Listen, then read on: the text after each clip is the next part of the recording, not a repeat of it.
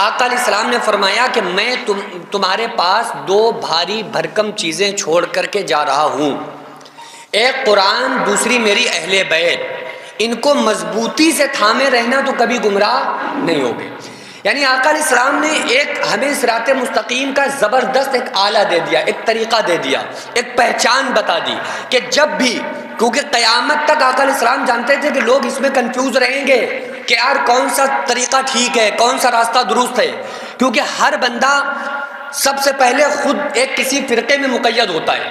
ایسا ہے کہ نہیں ہے؟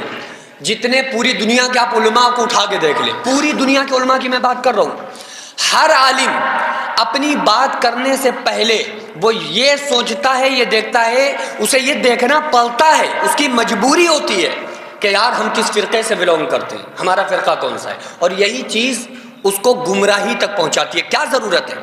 آپ سیدھے کہو نا کہ میں اہل بیت کے طریقے پر ہوں، میں اس طریقے پر ہوں جس طریقے پہ رسول اللہ نے ہمیں چھوڑا تھا، ہم مولائے کائنات کے طریقے پر ہیں۔ آپ سیدھا کہیے، آپ کو کیا ضرورت ہے؟ آج کے لوگوں کے حساب سے ہم صراط مستقیم ڈھونڈیں گے۔ اچھا، آج جو ہم سے ہوگا، آج جو ہمارے سامنے چیزیں ہیں، آج یہ چیزیں ہمیں بتائیں گی کہ بھئی صراط مستقیم کیا چیز ہے۔ ایک صاحب ہیں انجینئر مرزا صاحب، وہ اس بات کو اکثر لوگ، نوجوان طبقہ ان سے بہت زیادہ ان کی طرف بڑھا ہے، کھینچا ہے ان کی طرف۔ ایک سوال ہے بہت امپورٹنٹ، اور اس کو آپ نے سن لیا نا، سمجھ لیا تو انشاءاللہ تعالیٰ تمام ڈاؤٹس آپ کے ذہن سے نکل جائیں گے۔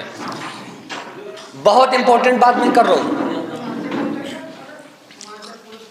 ایک مسئلہ بیان کیا جاتا ہے اور یہ کہا جاتا ہے کہ جو آج کے دور میں قرآن حدیث میں ہم نے پڑھا، قرآن حدیث میں علماء جو کچھ بیان کر رہے ہیں، جو کچھ ہم پڑھ رہے ہیں، یا جو کچھ ہمیں علماء بتا رہے ہیں، تو ہمیں کیا لگتا ہے کہ یار یہ جو قرآن حدیث میں آ گیا، ہم اس کی مانیں گے یا ہم دنیا کے کسی مولوی کی مانیں گے؟ آج کے دور میں سب سے زیادہ جو گمراہی پھیل رہی ہے، آپ کو بڑی ذمہ داری کے ساتھ اس بات کو بتا رہا ہوں، اس دور میں جو سب سے زیادہ گمراہی پھیل رہی ہے اور پھیلائی جا رہی ہے، وہ قرآن اور حدیث کے نام پر ہے۔ آدمی کو لیول دکھایا جاتا ہے قرآن کا، حدیث کا، عوام کیا کرے گی؟ عوام کہے گی بھائی ظاہر سی بات ہے، جب قرآن آ گیا، حدیث آ گئی، تو ایسی کی تیسی سب کی، ہم تو کسی کی نہیں مانیں گے، ہمارے پاس قرآن ہے، ہمارے پاس حدیث ہے۔ اچھا، ہم یہ بھی نہیں دیکھتے ہیں کہ ان 1400 سال میں جن لوگوں نے وہ حدیث قرآن اور اس کی تفسیر اور حدیثیں اور جو بھی باتیں، مسائل اخذ کیے ہیں، لکھے ہیں، تو یہ 1400 سال سے انہوں نے سمجھا ہی نہیں تھا اس حدیث کا مطلب کیا ہے، انہوں نے سمجھا ہی نہیں تھا اس قرآن کا مطلب کیا ہے۔ آج کوئی بندہ یہ کہہ دے کہ بھائی یہ جتنے بھی بابا ہیں ان کی تو کوئی ویلیو نہیں ہے، معاذ اللہ، یا بابا ہے تو شے کوئی نہیں ہے، یہ گمراہی ہے۔ بابا اتنی بڑی شے ہے کہ بابا نہ ہوتے تو آج دنیا کے اندر ایمان والے، اسلام والے نہ ہوتے۔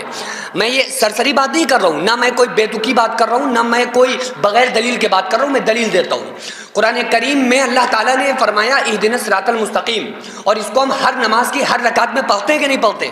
ہم کھڑے ہوئے ہم نے پڑھا مالک یوم الدین ایاک نعبد و ایاک نستعین اہدنا الصراط المستقیم، ہم اہدنا الصراط المستقیم پڑھ بھی رہے ہیں، اللہ سے دعا مانگ رہے ہیں کہ اللہ میں صراط مستقیم پر چلا، اور پھر ہمیں ایک بندہ صراط مستقیم بتا رہا ہے، دوسرا بندہ دوسرا طریقہ بتا رہا ہے کہ یہ صراط مستقیم ہے، دوسرا بندہ یہ بتا رہا ہے یہ صراط مستقیم ہے۔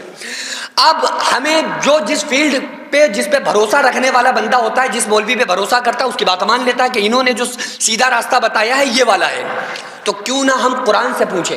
کیونکہ قرآن کا معاملہ سن لیجئے، قرآن کی پہلی تفسیر کا اصول جانتے ہیں کیا ہے؟ قرآن کی تفسیر کا پہلا اصول ہے کہ قرآن کی تفسیر قرآن سے کی جائے۔ قرآن کی تفسیر کس سے کی جائے؟ قرآن سے۔ کیوں؟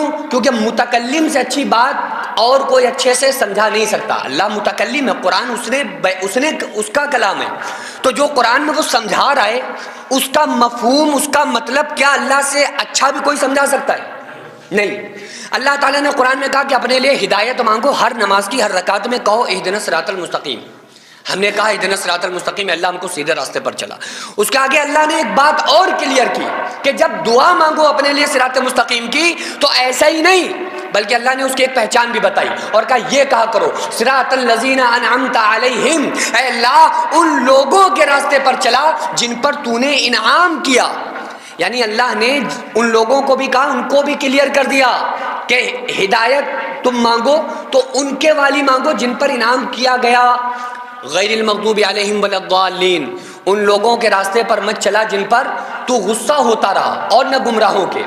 اب یہاں پہ سوال پیدا ہوتا ہے، میں نے اصول پہلے بتایا، قرآن کی تفسیر کا پہلا اصول کیا ہے؟ قرآن کی تفسیر قرآن سے کی جائے۔ قرآن کے اندر اللہ نے اس بات کو بھی کلیئر کر دیا کہ وہ کون لوگ ہیں جن پر اللہ نے انعام کیا۔ یہ سوال پیدا ہوتا ہے نا، صراط الذین انعمت علیہم، اے اللہ ان لوگوں کے راستے پر چلا جن پر تو نے انعام کیا۔ اب آخر وہ ہیں کون لوگ جن پر اللہ نے انعام کیا؟ تو اللہ نے خود قرآن میں جواب دیا 5ویں پارے میں یا 6 پارے میں، اولئک مع الذین انعم اللہ علیہم من النبیین والصدیقین والشہداء والصالحین، کہ اللہ نے انعام کیا ہے صدیقین پر، شہداء پر، صالحین پر۔